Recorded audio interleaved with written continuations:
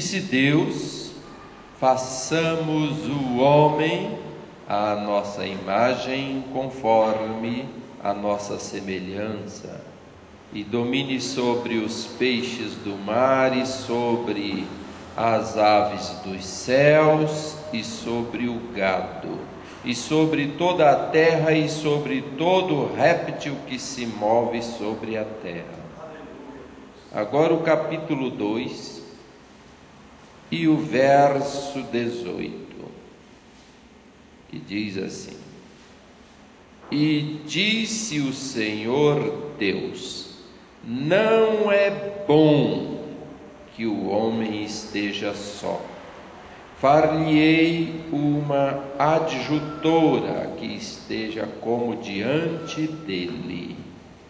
E agora no capítulo 3, o verso de número 8.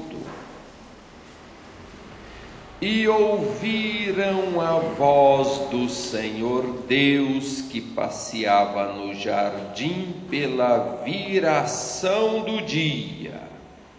E escondeu-se Adão e sua mulher da presença do Senhor Deus entre as árvores do jardim. Glória a Deus. Papai querido, certamente esta é uma noite deliciosa, porque a festa é boa e porque o Senhor está presente como um anfitrião extremamente generoso. E nós queremos usufruir em plenitude daquilo que o Senhor tem para nós agora, no nome preciosíssimo do teu querido Filho, amado nosso Senhor Jesus Cristo. Amém. Podeis assentar, queridos. Interessante que quando uma pessoa está viva, diz muitas coisas, mas depois de morta diz mais coisas do que quando estava viva. Constatei isso, viu? Porque tem umas pessoas que morrem e depois as pessoas saem falando por aí que ele disse uma coisa que não disse. Isso é muito recorrente, né? Sabe que os filósofos da antiguidade, desde os idos de 430 a.C. até mais ou menos 350, houve uma safra de filósofos muito importantes na construção do pensamento da raça humana. E tem tanta coisa que está dita hoje, que dizem que foram ditas por eles, que se de fato eles dissessem tudo que dizem que eles disseram, teria que viver umas 3 vidas.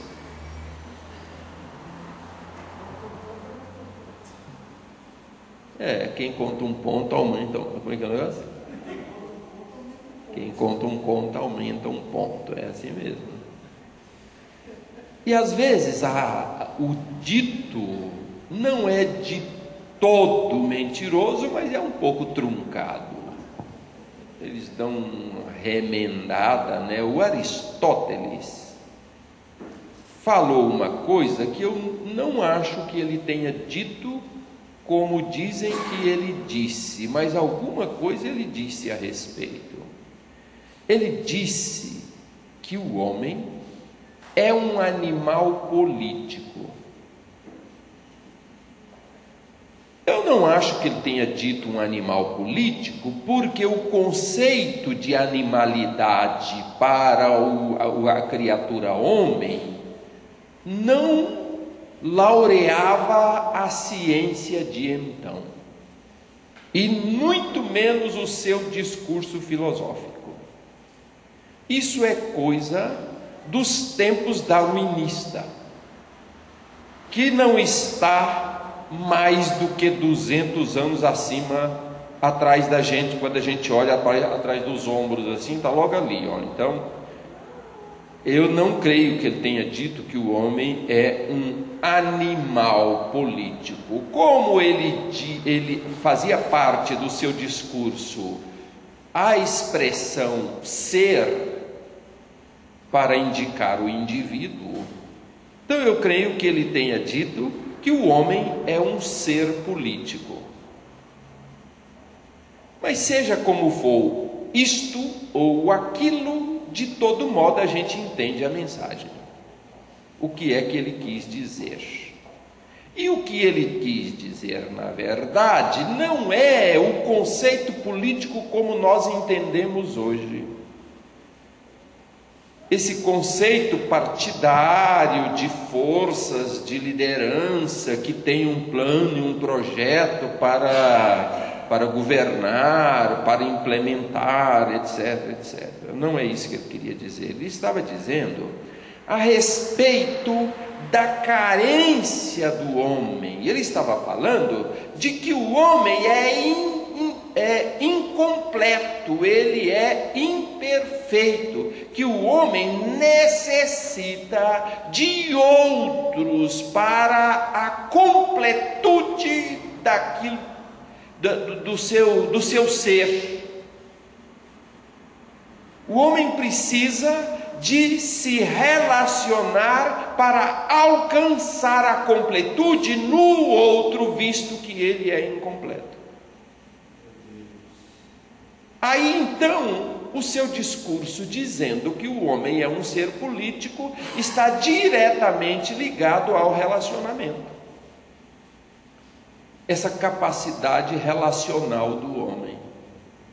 Porque, na verdade, a felicidade, ela está diretamente ligada ao relacionamento. A satisfação de cada indivíduo está diretamente ligada ao relacionamento. E a nossa vida é um permanente exercício de sociabilidade. Em todos os níveis, dentro e fora de casa, em qualquer ocupação.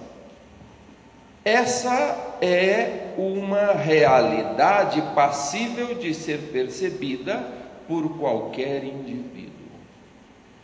Nós lemos aí uns textos nas Escrituras que diz que Deus criou o homem. Ponto. Deus criou. Deus criou o homem. E mais, Deus o criou de um certo modo, deu uma especificidade no seu ato de criar, porque ele também criou outras criaturas, animadas e inanimadas. Mas o homem ele criou de um certo modo, obedecendo um padrão diferenciado.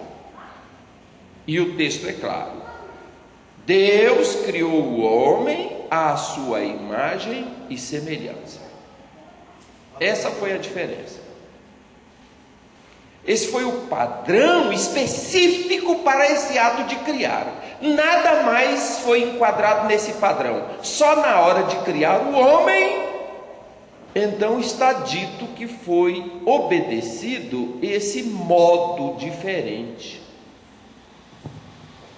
Aí então vem o questionamento natural: por quê? Por que criou assim? Para quê? Qual foi o propósito? Qual o objetivo? Porque gratuitamente não foi. Porque randomicamente não foi. Porque no unidunité, salamé, mingueu, sopete, coloreu, escolhido foi você, não foi. No mamãe mandou bater nessa daqui, não foi. Certamente Gente, o Deus Todo-Poderoso tinha um objetivo claro, específico, uma intenção para criar o homem dessa maneira. E uma coisa é certa, a despeito do que se diz por aí, o homem não foi criado adorador. Tem um hino que diz que eu fui criado para adorar, né? Não é verdade, a despeito também de que não é feio falar isso. Não chega a ser uma heresia, um escândalo, não tem problema. É uma força de expressão, um momento de poesia, um momento de troca de afeto superlativo com Deus. Aí diz: ó Senhor, eu nasci para te adorar.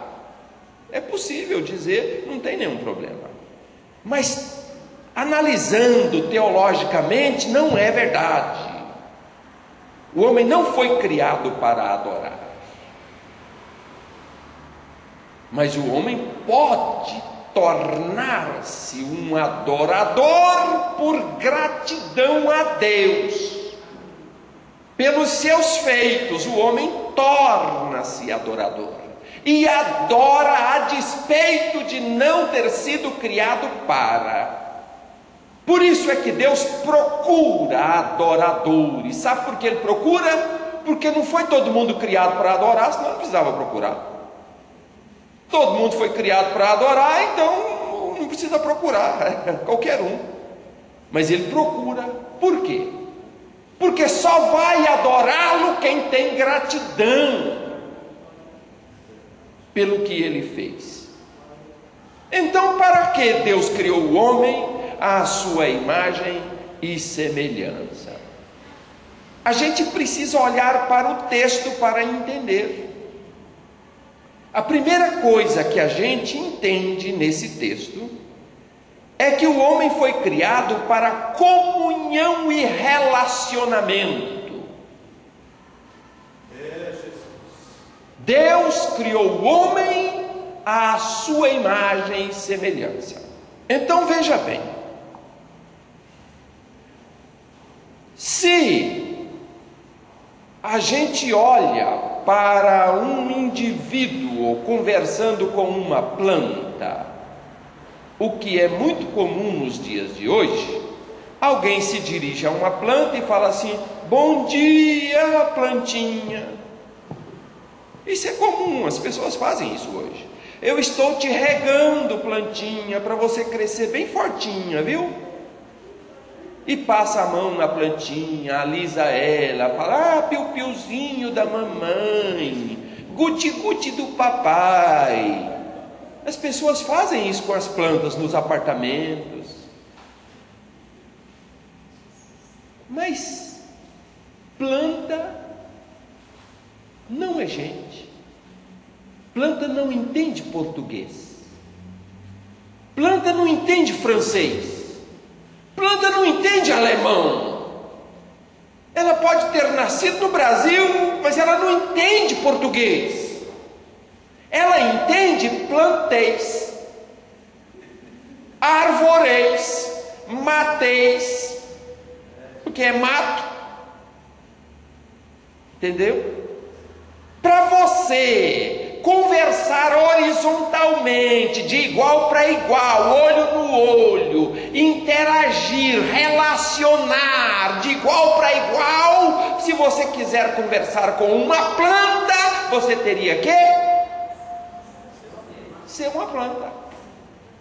Você tinha que tornar-se uma planta, aí você vai falar de igual para igual. Mas você tentar falar em português com uma planta não é um bom sinal. Não é que seja um caso de camisa de força e tal, mas não é um bom sinal. Então aí você acaba concluindo. Olha só uma coisa: quando Deus, é certo que Deus falou com o homem durante toda a história da humanidade, mas houve um momento na história em que ele quis falar olho no olho. Ele quis falar de igual para igual. E ele não disse para o homem: vem aqui, sobe aqui, transcenda aqui, transceda aqui. Não, ele não disse. Ele não disse vem, ele disse eu vou. Aleluia, Jesus. E como você não pode tornar-se um Deus para conversar com ele horizontalmente, de igual para igual, olho no olho, ele tornou-se um homem. Aleluia, Jesus. Acontece que se você fosse uma formiga e Deus quisesse falar com você, Deus tornaria-se formiga e habitaria no formigueiro para falar com você. Como você é homem, Deus se fez homem para falar com você. E agora a gente volta lá no texto. Por que é que Deus criou o homem à sua imagem e semelhança? Primeira conclusão: para relacionamento direto com a criatura criada. Aleluia, Jesus. Glória a Deus. O objetivo está implícito, está claro na subjetividade do ato de Deus tomar a iniciativa de criar este homem aparecido consigo. É para falar com ele horizontalmente, interagir, tocar, relacionar-se. O homem foi criado para relacionamento. Primeiro, relacionamento com Deus. Mas não apenas com Deus, porque a questão do relacionamento, que foi testado lá no Éden, porque lá no Éden, segundo o terceiro texto que a gente leu de Gênesis, diz que a gente estava lá, a gente, ser humano, estava lá, num lugar paradisíaco, e Deus, numa determinada hora, num momento marcado, como um estilo de vida, como um comportamento usual, ele vinha na hora certa, ao meio-dia, na viração do dia, digamos. Ele aparecia para conversar com o homem, para relacionar-se com a criatura criada. Não tem nenhum relato de que Deus descia para conversar com a formiga. Eu sei que o Criador tem níveis de relacionamento com toda a sua criação. Isso é fato. Porque na Bíblia a gente encontra Deus conversando com as estrelas, diz que chama ela pelo nome. Isso é relacionamento. A gente percebe Jesus, por exemplo, o Deus que se fez homem cá entre nós, interagindo com a tempestade, por exemplo. Ela levantou a crista e pegou o barquinho e disse: eu vou jogar para lá, blá, blá, blá, vou jogar para cá, blá, blá, blá. Aí ele levantou, olhou para ela e falou assim: epa, vai caçar sua turma, baixa a crista aí. Está tirando onda aqui? Não tira onda aqui não, vai tirar onda para lá. Isso é um nível de relacionamento. E o que a natureza fez? Baixou a crista, enfiou o rabinho no meio das pernas, pediu desculpa e picou a mula. Isso é um nível de relacionamento que aponta que o Criador se relaciona com a obra criada.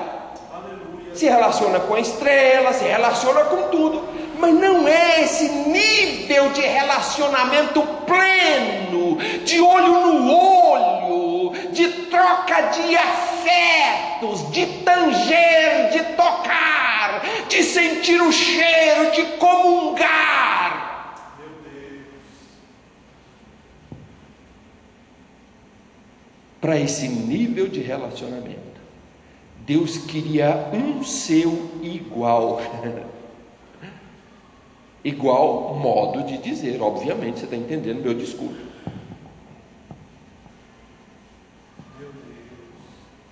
E aí, o relacionamento não é apenas relacionamento com Deus. Por que que não é? Porque não é uma coisa que foi ensinada para o homem. É uma semente que foi plantada, intuída. Entende? Foi colocada dentro do homem, por isso o homem não aprende, ele é relacional. Ele não aprende relacionalidade, ele pode crescer em relacionalidade, mas o relacionamento é pertinente à raça. Relacionar-se em afeto, em carinho, em encontro, em confiança, em troca de confidências, em participação das dores, dos traumas, das alegrias, dos sonhos, dos desejos. Isso está no homem, faz parte da sua estrutura construtiva. Portanto, se o homem é relacional, a sua relacionabilidade não é exercida apenas com o Criador, é exercida também com o seu semelhante. Aleluia. E tanto é que o segundo texto lido por nós é que Deus, depois de haver criado tanta coisa, Deus criou uma coisa e disse, é bom. Criou estrelas, elementos e diz, é bom. Criou água, é bom. Criou bicho, é bom. Criou planta, é bom. Criou o homem, é muito bom. E teve um momento em que Deus olha para o homem e disse, não é bom. A primeira vez em que Deus detecta alguma coisa na obra criada e Ele expressa, não é bom. E o que não é bom? Não é bom que o homem esteja só. O homem foi criado para relacionamento. Não dá para relacionar-se consigo, com os seus botões, com a sua solidão, com o seu isolamento, com o seu egoísmo. Não dá para isolar-se e relacionar-se consigo, se enclausurar, se enredomar, se encurralar e viver uma vida separado, isolado. Para isso não foi criado o homem. O homem se apequena, o homem fica miúdo, fica egoísta, fica de mente míope, de olhar curto, de capacidade de compreensão inadequada da realidade, quando o homem não se relaciona. Relacionamento é um quê que foi colocado pelo Criador na criatura, a fim de que a criatura, exercitando esse seu quê, ele desabrocha, ele cresce, ele evolui na sua humanidade, na sua hominalidade, na sua estatura de ser. Enquanto pessoa, só é possível mediante relacionamentos, relacionamento não tímido, mas relacionamento em profundidade.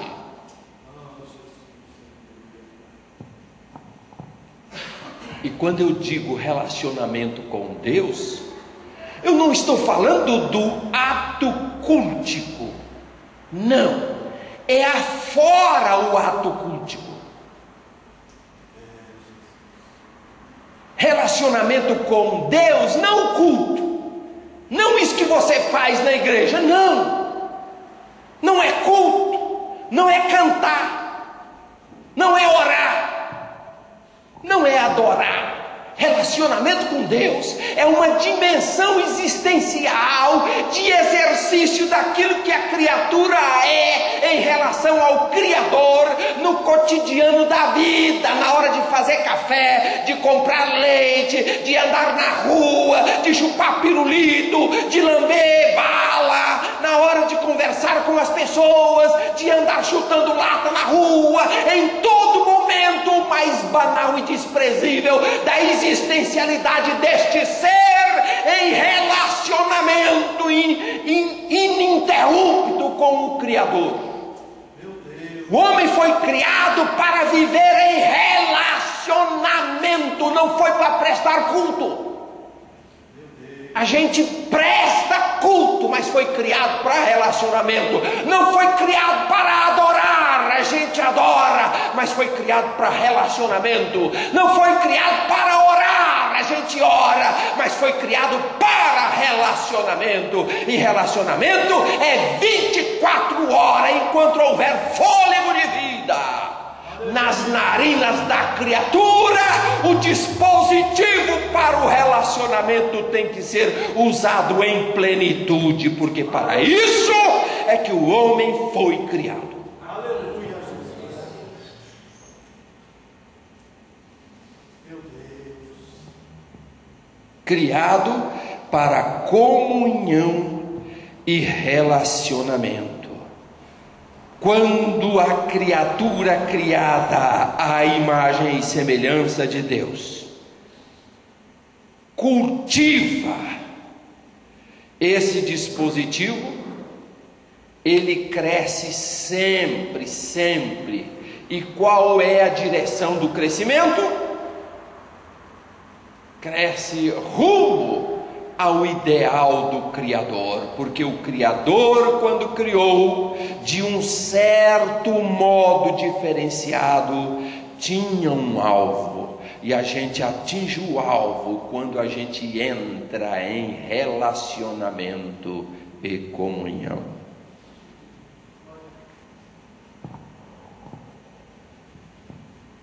E sendo o homem a única criatura criada à imagem e semelhança do seu Criador, tem por conta disso intrínseco uma promessa. E quando eu digo promessa, não digo no sentido de alguém que promete algo para outrem. Não. Quando eu digo que o homem recebe uma promessa, seria mais correto dizer que o homem é uma promessa.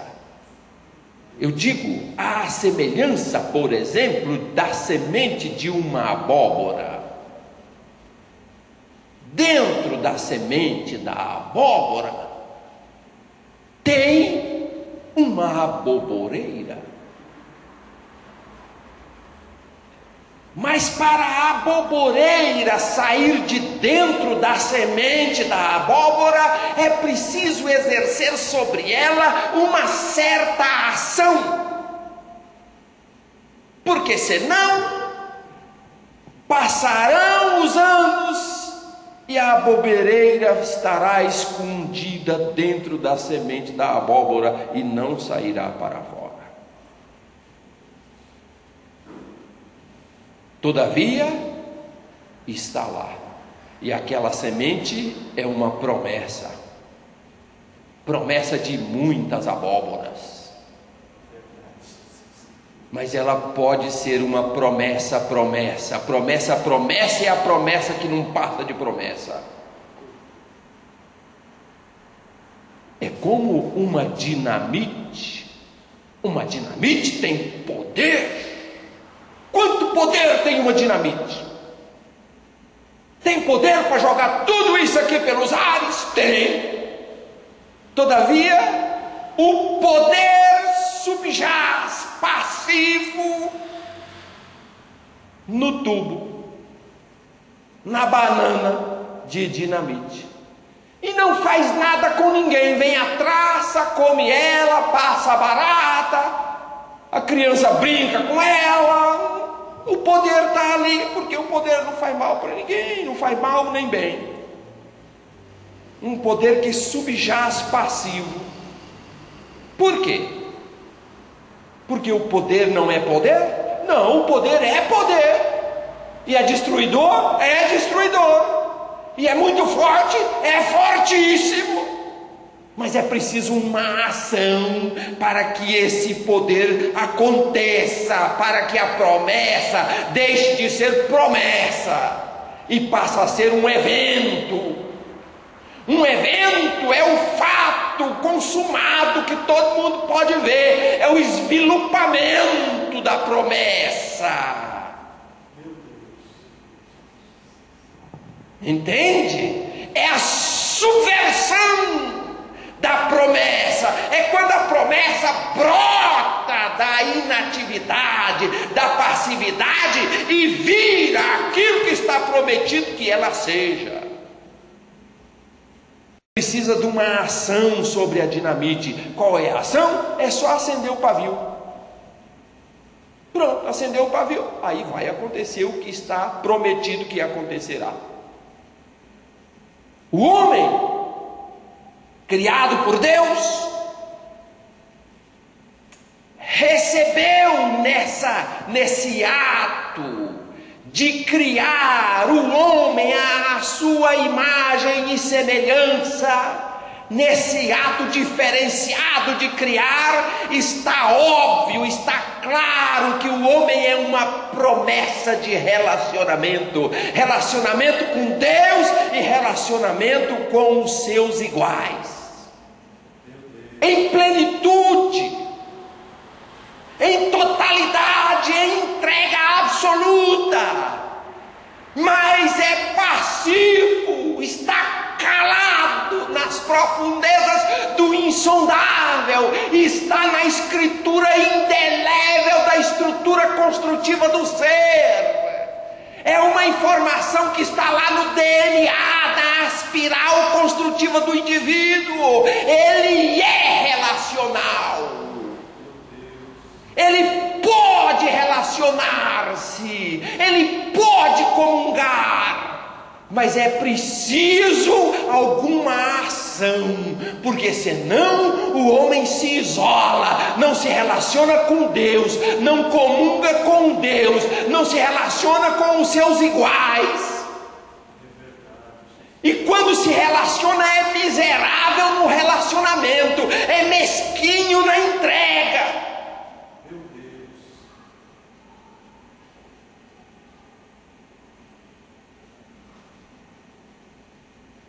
A medida indicatória da potencialidade da nossa possível relação, da nossa relacionalidade, está no próprio Criador. É Ele que indica qual é o nível de relacionamento. Deus é mesquinho? Não, Deus é generoso, dadivoso, farto no ato de dar. Aleluia, Jesus. Pois essa é a medida que, digamos assim, que nós fomos programados para também repetir, manifestar essa sua virtude. Por quê? Porque quando Deus fala, o dito de Deus não é apenas um discurso. Principalmente quando Deus fala com uma criatura que foi feita parecida com Ele. Quando Deus fala com a criatura, não com a estrela. Com a estrela pode ser apenas um dito de Deus. Deus chama cada estrela pelo nome. Quando Deus, na pessoa de Jesus, fala assim: ei, tempestade, baixa a bola. Quando ele fala, é um discurso para ela obedecer e ficar quieta e caçar sua turma e não querer ficar com esse sonho de virar barquinho para o ar, não. Só isso. Mas quando Deus fala com a criatura feita, parecida consigo, o dito não é O dito não é apenas um discurso. Para a criatura, são comandos de um programa estrutural. Quando Deus fala, é um programa, é um comando aonde Deus vai elaborando, vai esculpindo, vai dizendo, vai estabelecendo. Quando Deus disse, façamos o homem, não foi apenas um dito. Façamos o homem à nossa imagem, conforme a nossa semelhança. Mais que uma fala, foi um comando, e o homem tornou-se parecido com ele. Meu Deus. Passível de repetir os atributos de Deus. Quem? De toda a criação de Deus, de todas as criaturas do Criador, é passível de repetir os atributos do Criador. Quem? Meu Deus. Só a criatura que foi acessada na sua gênese, na sua estrutura, foi aquela criatura criada à sua imagem e semelhança. Só o homem é passível de repetir os atributos de Deus. Deus é amor. O homem pode amar, porque ele pode repetir os atributos de Deus. Deus é criador? Pois então me mostre alguma criatura de Deus que não o homem que criou alguma coisa. Me diga, o que o morcego criou? O que a lagartixa criou depois de 200 milhões de existência? Nem um reloginho Rolex, nem um garfinho para comer, come mosquitinho sem garfo, sem faca, nem um chinelinho para se caçar. Ninguém criou nada. Nenhum quesito da criação pode repetir os atributos de Deus. Deus é criador e Ele criou o homem à sua imagem e semelhança, e portanto só o homem pode repetir os atributos de Deus. Só o homem pode repetir os atributos de Deus. Sabe por quê? Quando Deus disse, façamos o homem à nossa imagem conforme a nossa semelhança, isso foi um comando que programou o homem para ser igual, imagem e semelhança do Criador, sendo ele passível de repetir os atributos de Deus aqui na terra. Quando Deus disse, não é bom que o homem esteja só, para a criatura criada à imagem e semelhança de Deus, não foi apenas um dito, foi um comando, foi um plugin compatível com inicialização instantânea e espontânea, um plug and play. Foi um comando de Deus que fez com que o homem se sentisse mal quando estivesse sozinho. É bom a solidão. Ontem eu fui pregar numa igreja aí e trouxe uma mocinha e ela se lamentou muito. Trouxe assim, o rapaz que me deu carona, foi me pegar lá em casa para levar na igreja, ele estava no banco da frente com a esposa e eu fiquei atrás com essa mocinha no banco de trás. E ela se lamentava muito porque a gente acabou entrando na questão de casamento. Falei que estava com 35 anos de casado, graças a Deus, e que minha namorada era perfeita, que era uma maravilha, uma bicha linda, que é uma barbaridade. E aí ela começou a falar e se lamentar, falar assim, eu fico tão desesperada, já falei para Deus que eu queria arrumar um parceiro, um companheiro para dividir a minha vida, faço tudo sozinho. Falou assim, sozinha. Ontem eu fui no circo para assistir lá, e aí fiquei torcendo para ver se o palhaço vinha para me abraçar. porque pode ser o palhaço mesmo, que depois que ele tira a máscara não é mais palhaço. E eu queria, meu Deus, me arruma uma pessoa, já que eu sou relacionável. Como dói a solidão.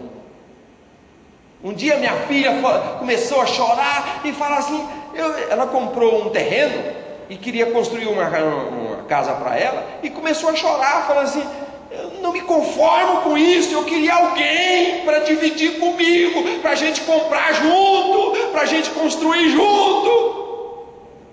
A pior coisa é a solidão. O homem foi feito para relacionar-se.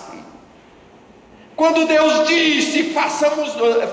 disse, não é bom que o homem esteja só, para qualquer um pode ser apenas um dito, mas para a criatura criada à imagem e semelhança do Criador, não é. Isso aí é um comando de Deus, que esculpiu um caráter, um modo existencial da criatura.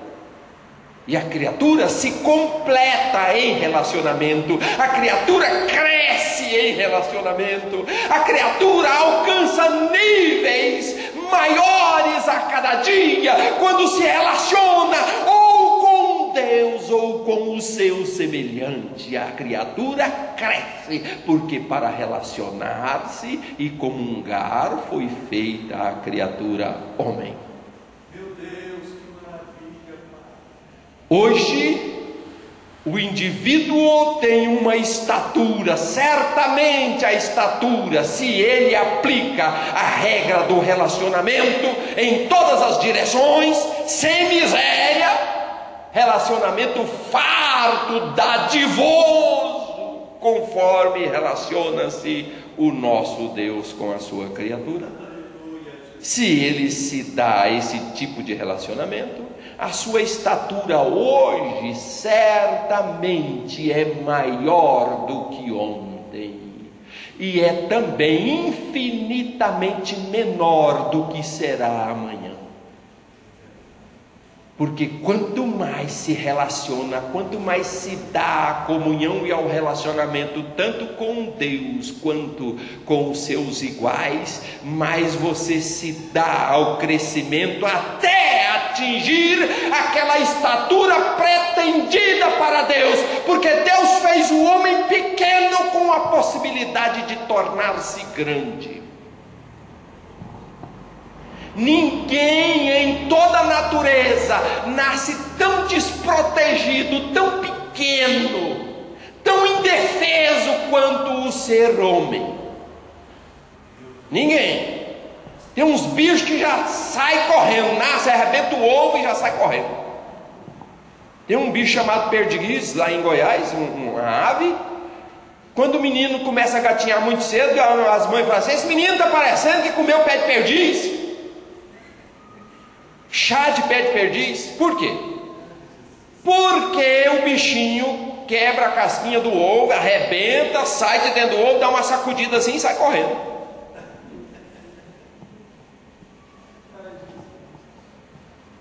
Ninguém nasce mais dependente, mais carente, mais miúdo, mais delicado, mais frágil do que a criatura humana. Ninguém. Mas ninguém também chega a um nível de racionalidade, de esperteza, de ligeireza, de perfeição, de flexibilidade mais alto do que a criatura humana. Ninguém, nenhum ser criado por Deus tem a capacidade de sair do zero e chegar aos píncaros imensuráveis de crescimento. Porque o homem foi feito com esse objetivo, para crescer, crescer e crescer, e a medida do crescimento é o infinito. Aleluia, Jesus. E como cresce o homem? Em relacionamento com o seu Criador e com o seu igual.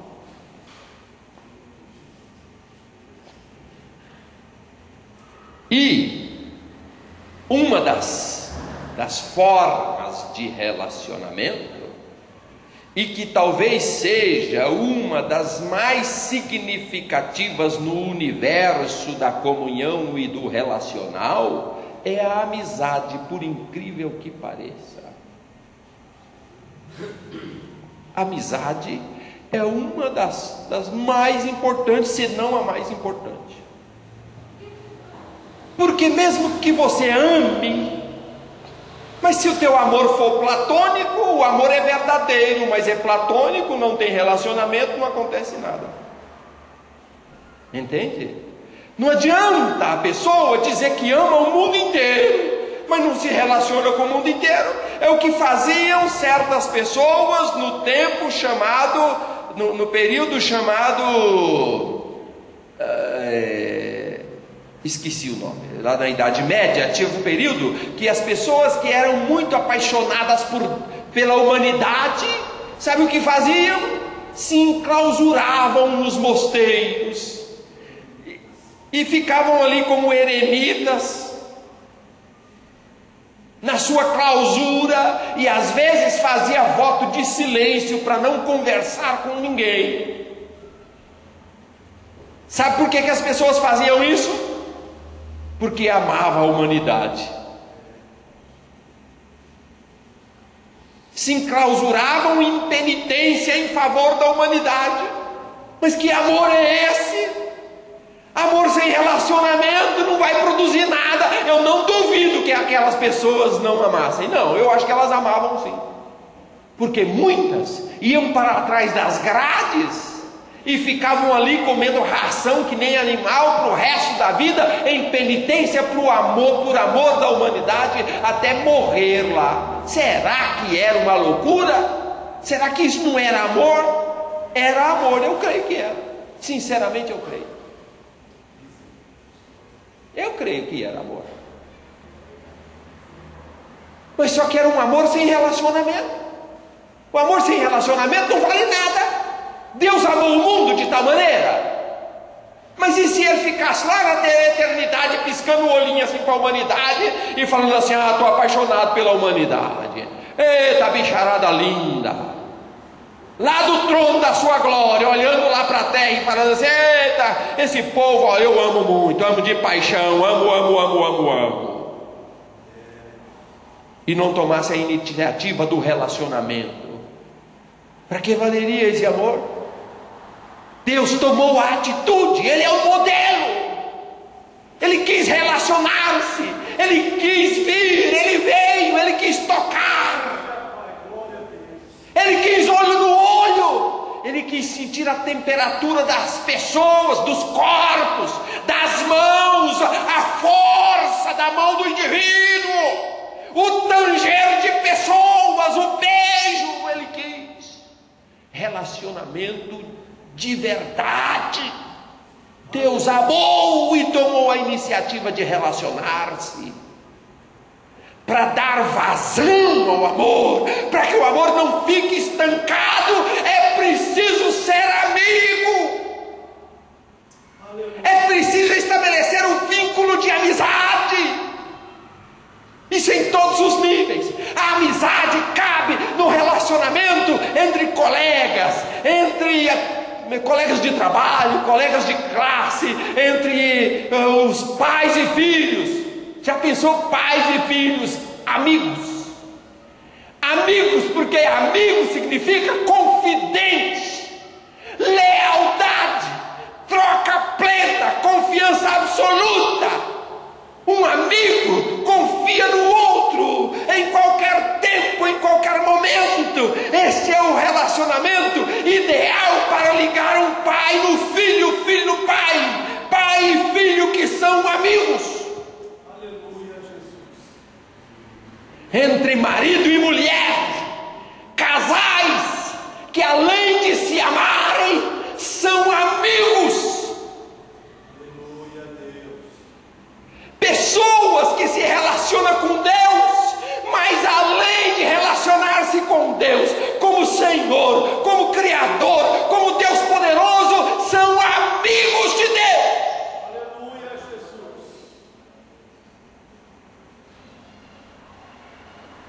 Provérbios 17:17, em todo o tempo ama o amigo, e para a hora da angústia nasce o irmão. Olha só que roda viva que cria esse texto, com o outro que eu vou ler agora a seguir. Em todo tempo ama o amigo, amigo, pronto, amigo é amigo.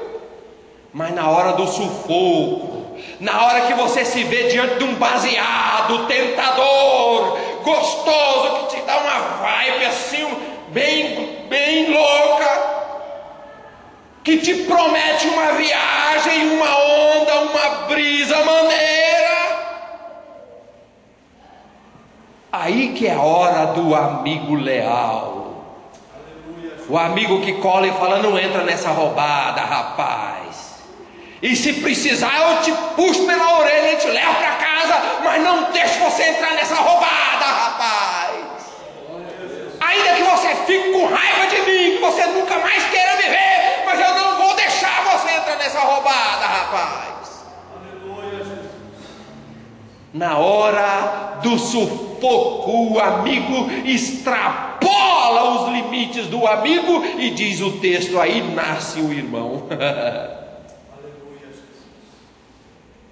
Em todo o tempo ama o amigo, e para a hora da angústia, do desespero, do perigo, da ameaça, nasce o irmão.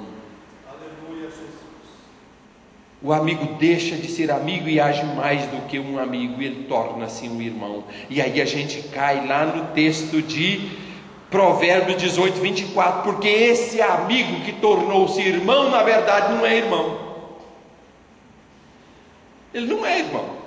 Irmãos são teus irmãos, que talvez não sejam nem teus amigos.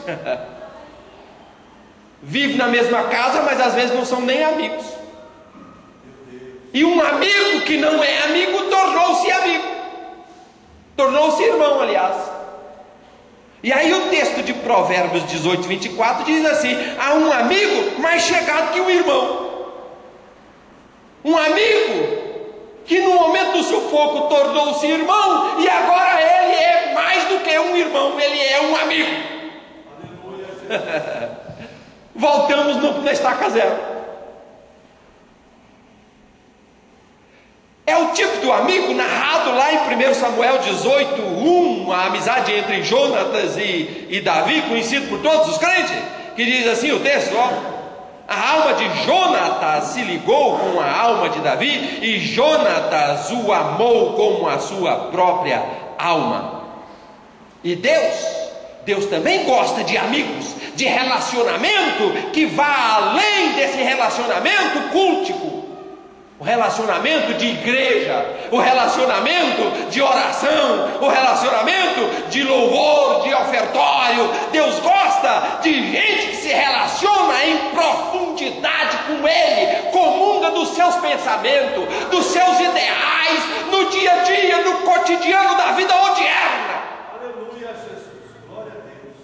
Por isso que Êxodo 33:11 diz assim: e falava o Senhor a Moisés face a face, como qualquer fala com seu amigo. Aleluia, Jesus. O relacionamento de amigo é um relacionamento diferenciado, de afeto diferenciado, de carinho diferenciado, de aperto de mão diferenciado, de abraço gostoso, de toque afetuoso quente. Delícia abraçar, delícia beijar, delícia afagar a cabeça do amigo, delícia apertar a sua cabeça no peito, assim, é uma delícia relacionamento entre amigos. Por isso Deus gostava de um relacionamento entre amigos. Abraão falava olho no olho, olho no olho, face a face, de igual para igual, relacionamento horizontal, igual para igual. Eu repito, não colocando o homem na condição de Deus, mas eu digo na condição da forma de falar, não com uma planta, não com uma formiga, mas falar com um ser à sua imagem e semelhança. Aleluia, Jesus. Deus tem prazer e chama de amigo. E em Isaías 41:8 diz assim: porém tu, ó Israel, servo meu, tu Jacó, a quem elegi, descendência de Abraão, meu amigo. Deus, contando garganta, todo orgulhoso, todo feliz. Pessoal, vocês aí, descendência de fulano e beltrano, descendência daquele lá que é meu amigo, não é qualquer coisa não, é meu amigo, eu tenho amigo também. Entende? Porque esse comentário final aqui, ele é gratuito, não precisava dele.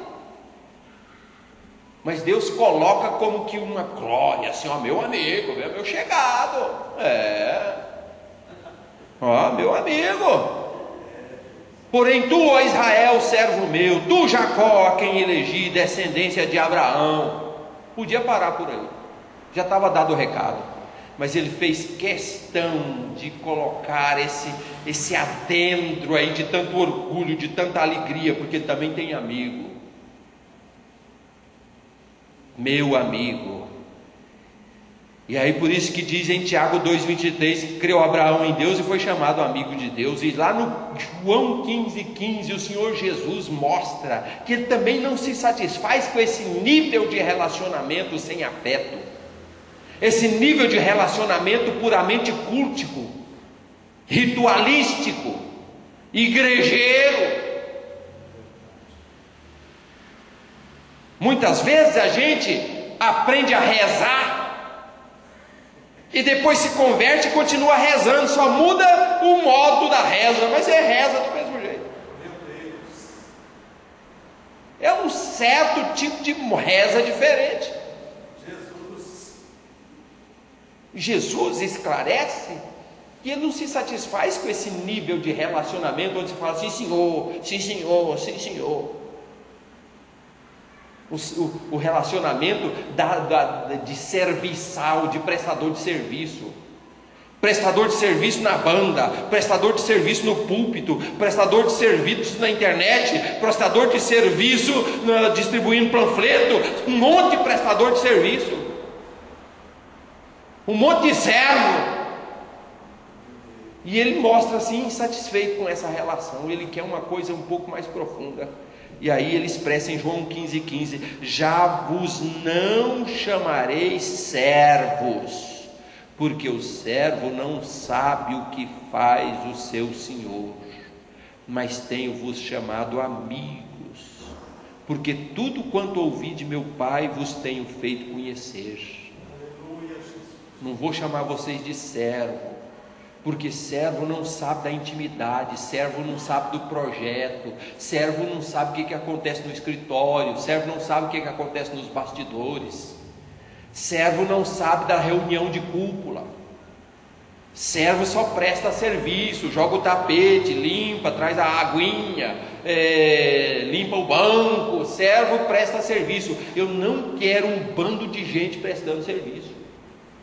Eu quero que vocês sejam amigos, conhecedor dos bastidores, para eu abrir o coração, tudo aquilo que eu converso em segredo com meu Pai, eu abro o coração para vocês e falo tudo, e vocês também abrem o coração, fala tudo para mim. Vamos jogar um jogo aberto e franco, olho no olho.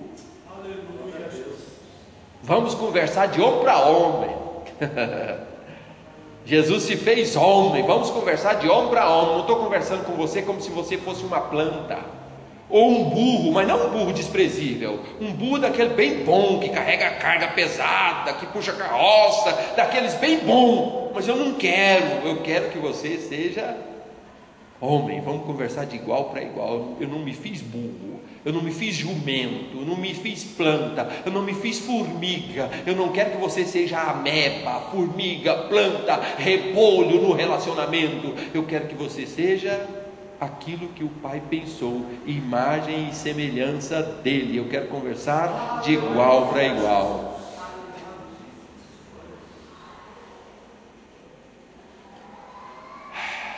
Podia falar mais, mas Deus falou o que deveria ser dito. Deus te abençoe em nome de Jesus.